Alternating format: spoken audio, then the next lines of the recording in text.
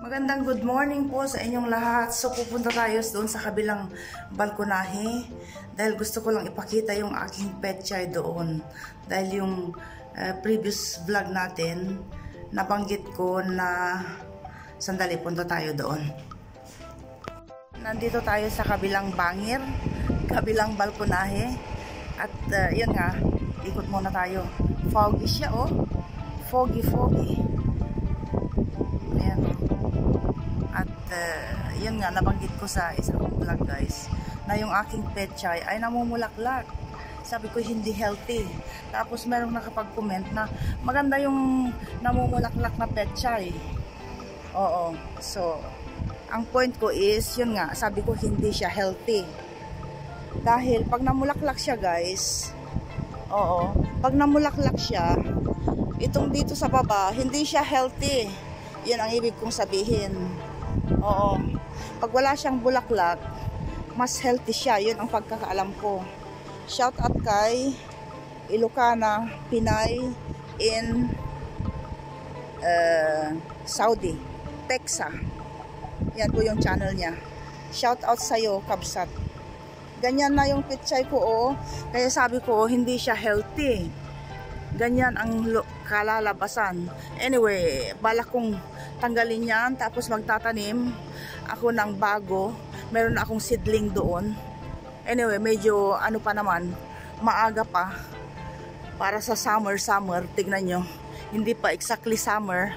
Medyo may kasama pang lamig ang weather, mahangin-hangin. Sumisingit lang yung yung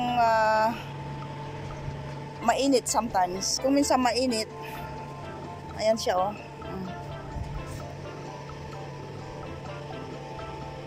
A few inches later. Zucchini in English, kusa sa Arabic. Ito po ang pagkain natin, bubutasan natin, ganyan po. Tapos yung rice at saka minced meat, ilalagay po natin sa nabutas na kusa.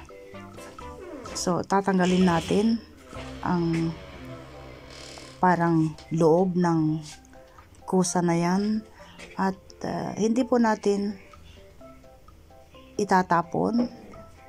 Ipiprito din natin yan. Masarap. Lagyan po natin ng egg. Yan po. Masarap po siya. So, ating bubutasan na ang ating kusa para mailagay natin ang minced meat at rice. One eternity later. Dito na tayo mag-vlog dito sa loob dahil maingay sila sa loob. Guys, okay? At yun nga, naipangako ko sa inyo before 1 week na i-vlog ko ito. Kaso, nakakalimutan ko. Natanggap na natin ito before 2 weeks or 3 weeks na yata. Actually, nagamit na rin. Nagamit na rin siya.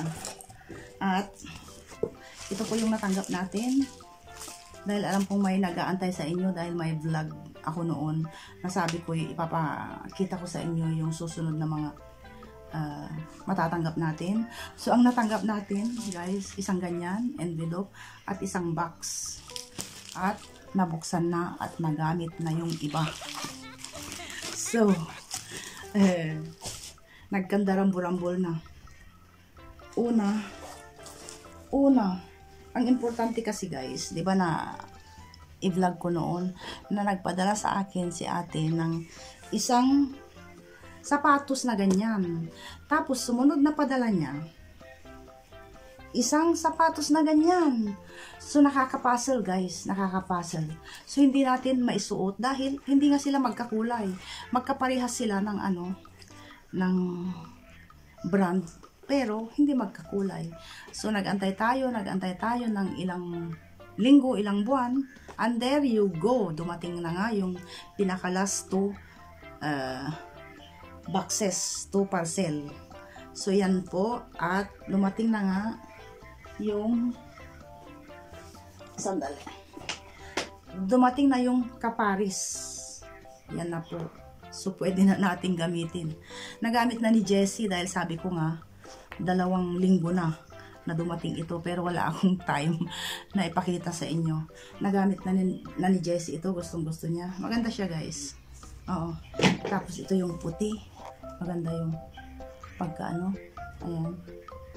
Oh. So, pwede nang gamitin. Tapos, anong sumunod pa guys? Iniisip ko pa kung ano yun. Nakalimutan ko na. Ano pa yung padala ni ate? Ah, ito. Ganito guys. Ayan. Ito. Ganyan. Parang malaki sa ano, pero maliit lang siya guys. Maganda siya. Ganyan. 2 ganito, pero ginamit na ni George yung isa. Tig-isa silang mag-ama. Kay hubby ito. Calvin Klein. Maganda siya oh. Nababasa ba? Calvin Klein. Oo. Tapos dito guys, may suksok dyan. Pero mamaya pa. Ano pa ang padala niya? 2 wallet ulit. Ganyan naman. Guess. 2 wallet. Ayan. Tapos yung sapatos. Tapos ano pa? Ayan oh. Tapos ano pa? Mga cream. Perfume. Mga cream, tapos lipstick na naman guys, marami na tayong lipstick, puros mga original, mga L'Oreal.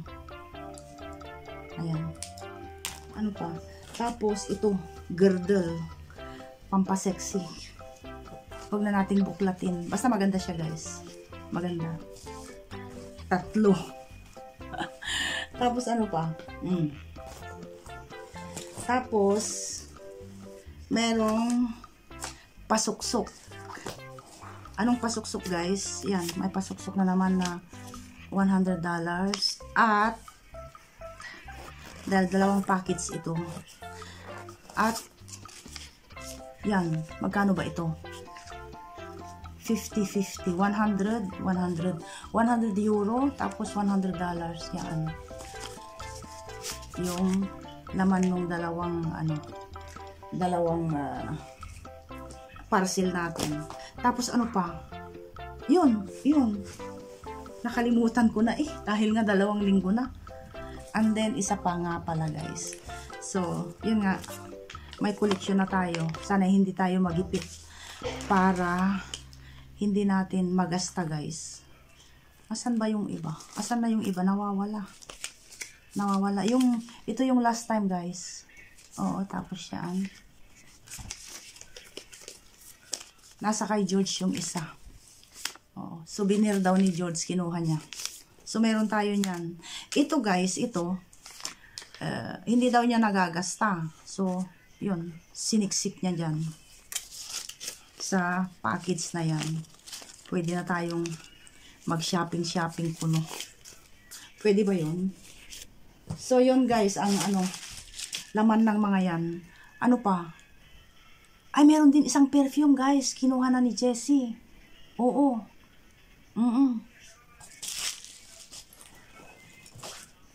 Ito maganda din ito. Perfume.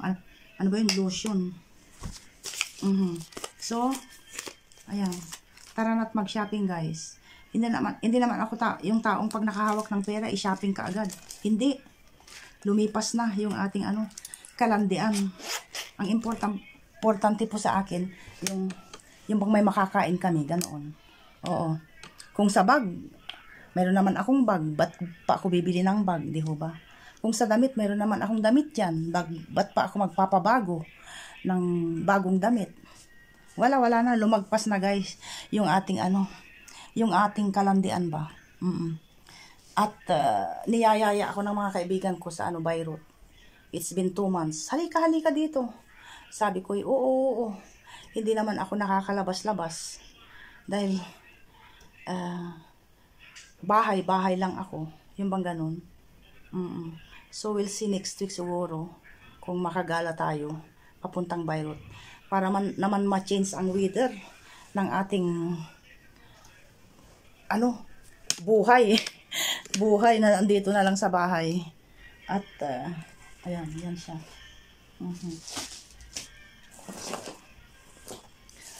So, yun na yun guys. Pasensya na po dahil talagang nakalimutan ko. 2 beses kong na-promise na i-share ko sa inyo kung ano yung natanggap nating parcel. So, yun na yun guys. At, ayun. Okay po. So, hanggang sa muli. Kita-kits tayo ulit sa susunod na ganap.